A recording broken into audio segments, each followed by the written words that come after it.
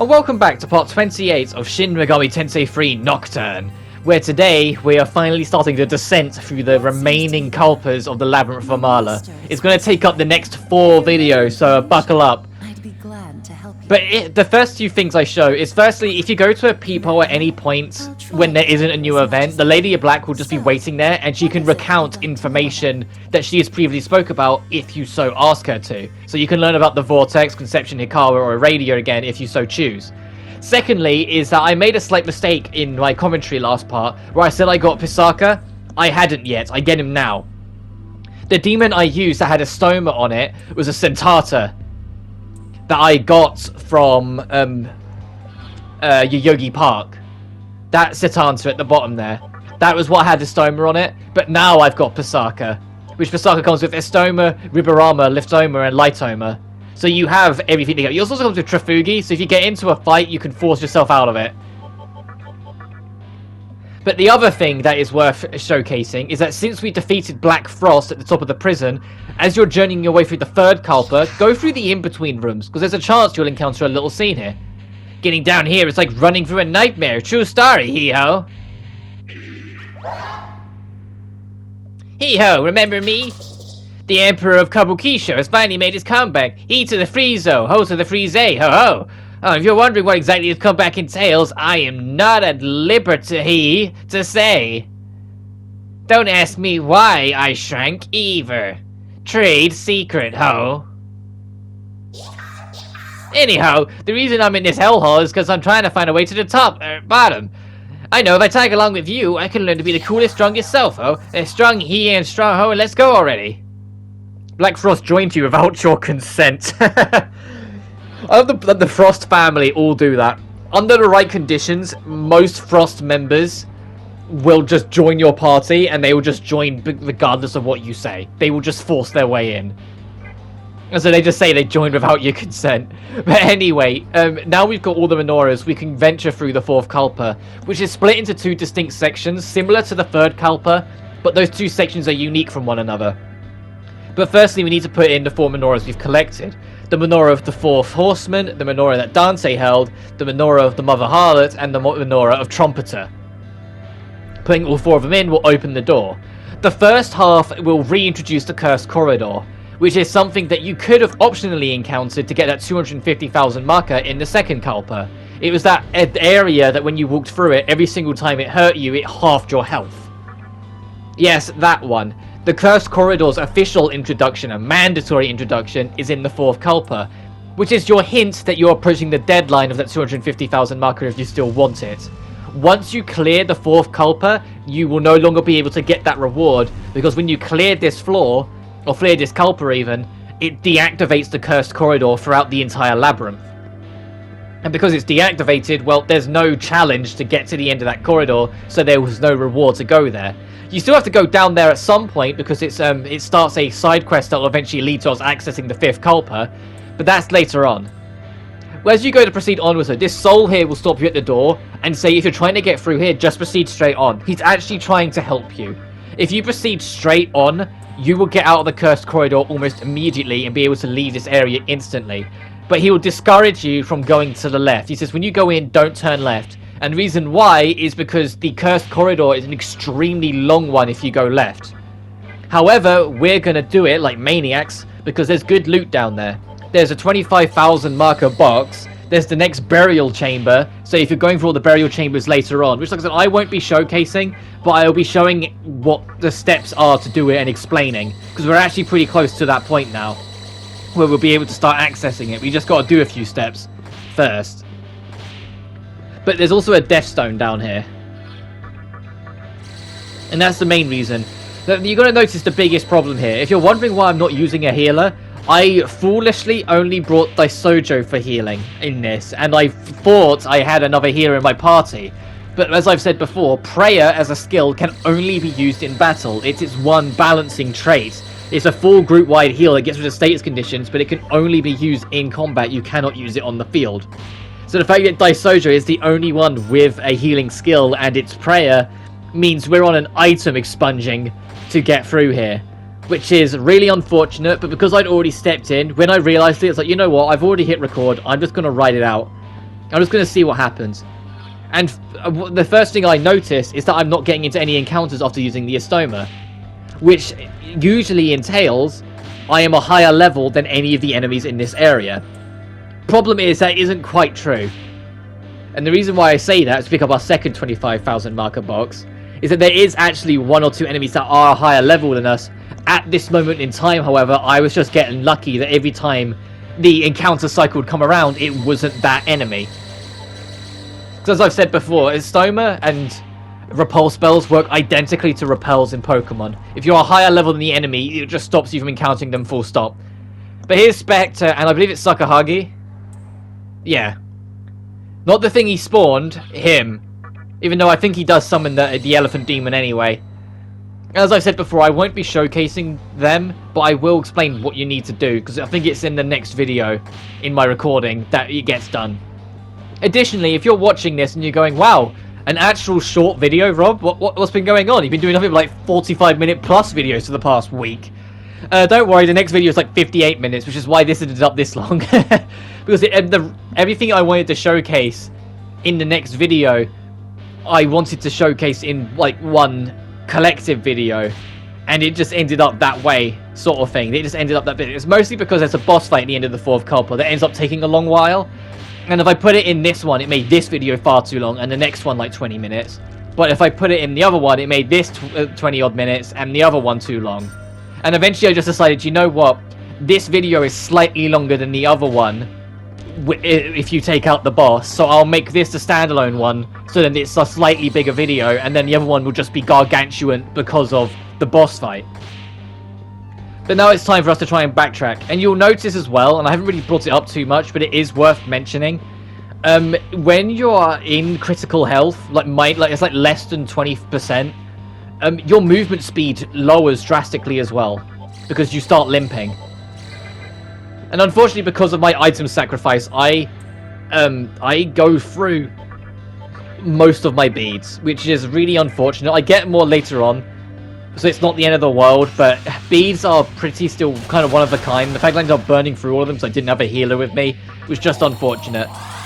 But the moment I get out of this corridor, the first thing I do is leave the entire labyrinth and go to the Cathedral of Shadows.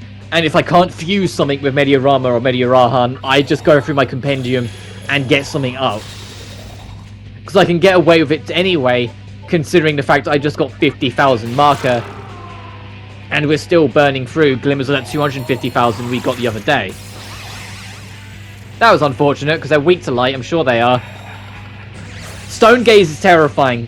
Stone Gaze will attempt to inflict like a petrify, a status condition, like turn you to stone. And similar to Final Fantasy, it's extremely terrifying if it connects. In Final Fantasy, it's treated as a death state, so if your entire party is turned to stone, it will game over you. In Nocturne, however, it's terrifying because it still has that kind of effect to it, but in a different sense. When you're turned to stone, you will eventually recover on your own sometime later, but if any physical attack whatsoever hits you, you will shatter like ice, and it will kill you instantly. So being turned to stone is something you always have to be wary of, and almost anything that can turn you to stone will always capitalize on using a basic physical attack immediately on the stoned person afterwards. And if they have a group-wide physical attack, they will use it, because then they'll try and get the free damage off other people whilst also guaranteeing a kill. But either way, you need to be wary of anything that has Stone Gaze, because it can cause so much problem. But we're nearly out. Yeah, that's me checking. It's like, oh no, it was just that there was an enemy in there. I think it was the Cerberus that was in there. That was a higher level than us, but I think it's like 2 or 3 levels higher than us.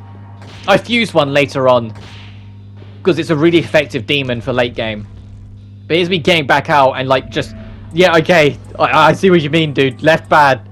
So he's saying, that's what he's saying, like the soul is actually trying to help you. He isn't trying to, he's trying to discourage you from going left because of how dangerous it is.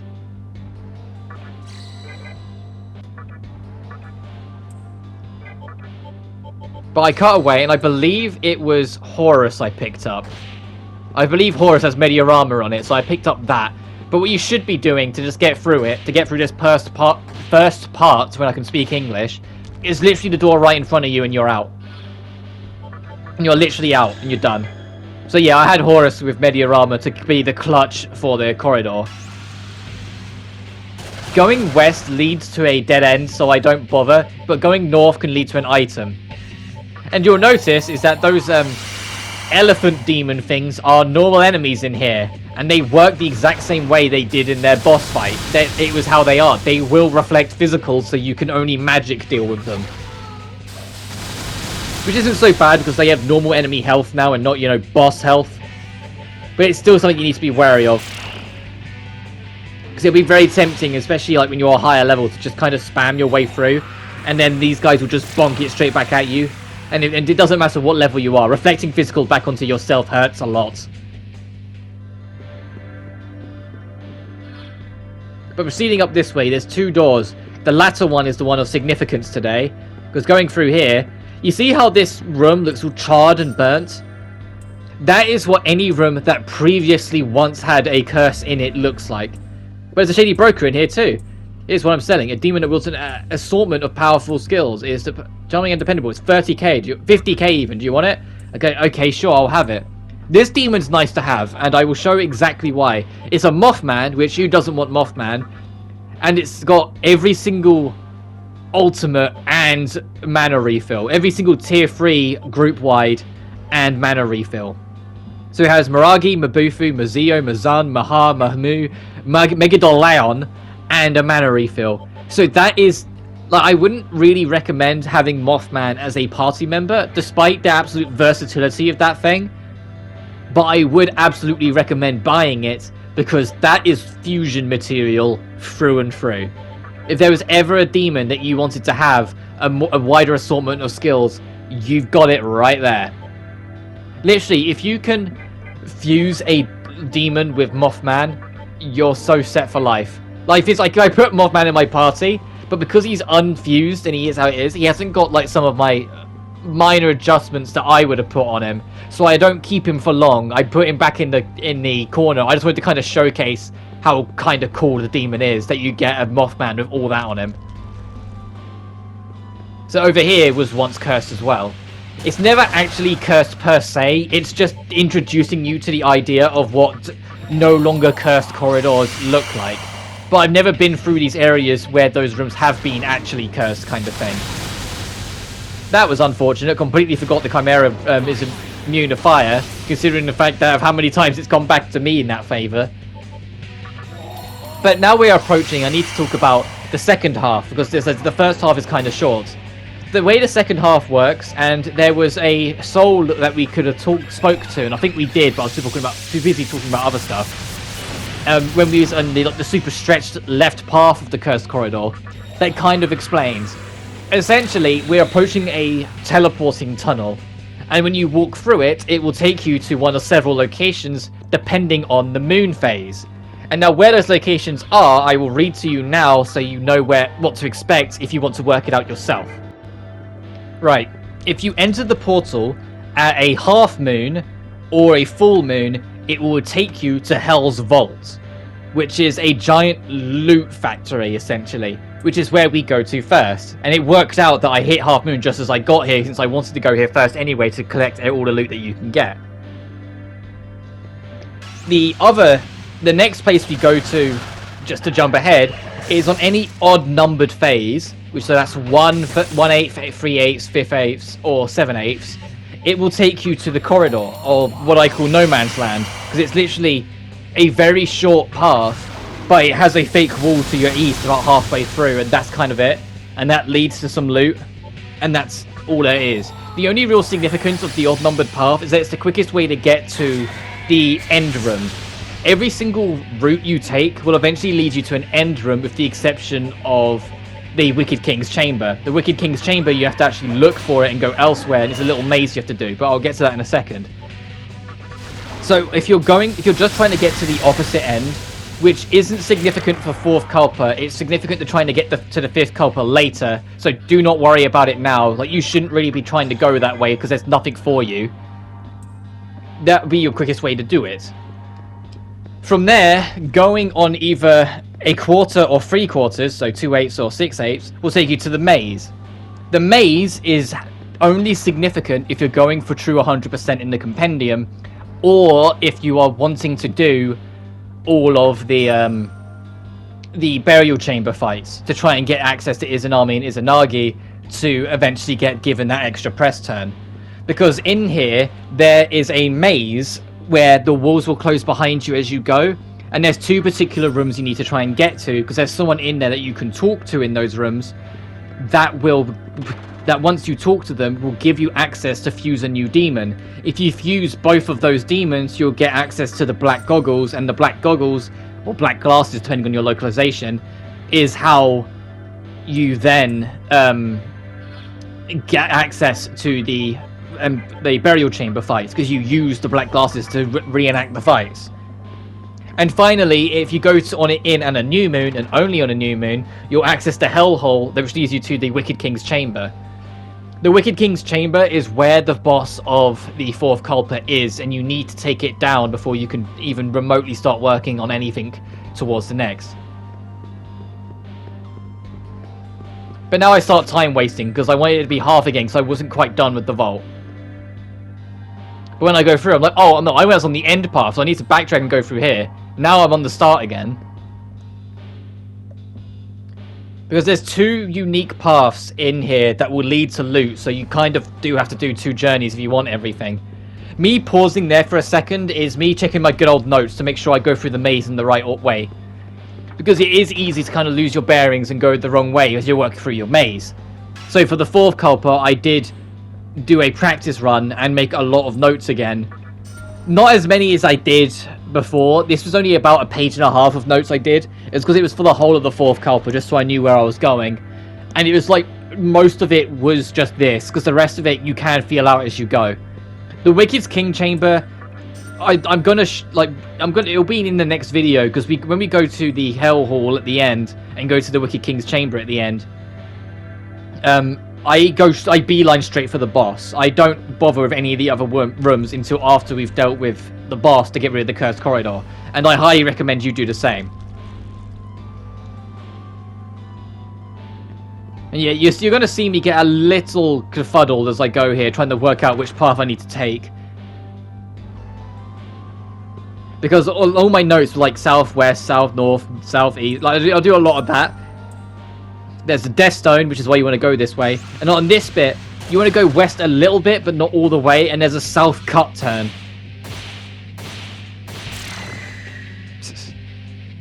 I love the animation of that enemy. It looks like he's dancing when you hit him.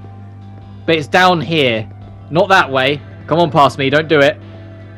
Even in my notes, I've got it in my hand. It says little west than south. So yeah, this was me reading it and going, oh, it probably past me must have meant this. So that's why I'm standing around, like I'm thinking about it. Come on, there we go. So that was me checking my notes and going, did I mean that? Did I mean that? What's the matter, Sonny? What's your hurry? Everyone runs right by here, not even giving a second glance at the poor old guide on the side of the road. It's a shame that this world's come to. You young folks ought to get your priorities straight. You see, sometimes you just need to relax and pay no heed to the time. Don't you agree? Don't say anything yet. If you're following along, do not say anything yet. It's a patience test. If you answer now, regardless of what you answer, it will negatively affect you. You need to wait 3 real-life minutes minimum, and then say yes, and you'll go, oh, I can see that you have been listening. You're in a hurry, aren't you? You should be on your way. Come back anytime if you'd like to talk to me again. He will only let you into that room if you actually show patience, and your reward is worth it. You get 100,001 marker. You get another Death Stone, so we're getting more of them. There's only so many left. And a smokable ×5, so that's 5 free encounter escapes. And then just leave out the west piece. That room is definitely worth going for. The 100,001 marker alone kind of justifies it. But once again, we're back in the end room, so now we retreat backwards. Because I believe now I go into one of the odd-numbered rooms. Yeah. I go into an odd number because it will take us to the hallway, the corridor, or the road to hell, as they call it. I just call it no man's land because it's just kind of here. It's the place you're most likely to end up in if you don't know where you're going, so it has the least reward in it.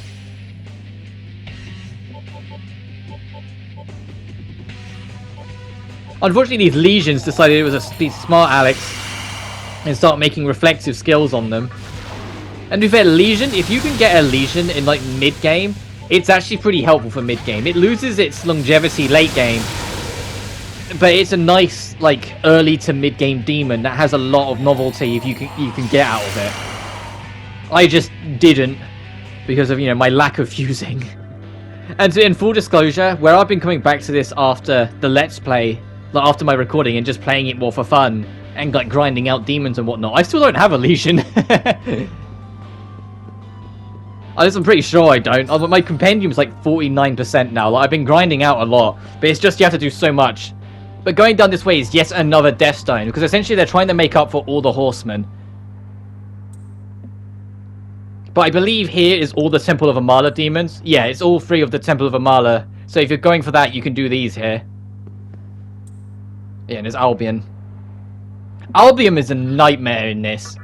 When you go to a lot of these fights drastically transform in the burial chamber because almost all of them have the gimmick of do it in under X number of turns. Albion, you really have to kind of set up and commit and hope you don't miss on one strike. Otherwise, you're not getting it. There we are. Goodbye. Too bad, this is a dead end. You spent all that precious time coming here for nothing. Just so you know, there's another place nearby that looks like a dead end, but you can actually go through it. Have fun looking for it. Well, you were already dead. The reason why I spoke to him afterwards because I was hoping he would say something different. It's something that's quite common in the main adventure, but it seems to have forgotten about it a little bit when you go to the Labyrinth of Amala. Maybe because this place came in a later version, they didn't have the time or like space to put in that extra effort, but it is kind of like it would have been nice. But at this point, I decided to take a pause and leave. I buy a Pisarca back, but I decided I wanted to fuse Cerberus. Cerberus ends up being a endgame demon for me. Like, to jump the gun slightly, Cerberus ends up being one of my final members. Which I know just kind of showcases how little I fuse. But yeah, Cerberus ends up staying for the long road. But I'm going to wrap up this relatively short video now. Next time on Shin Megami Tensei 3 Nocturne, we'll wrap up the rest of the 4th Kalpa with its very lengthy boss fight. But until then, you guys take care now. Peace.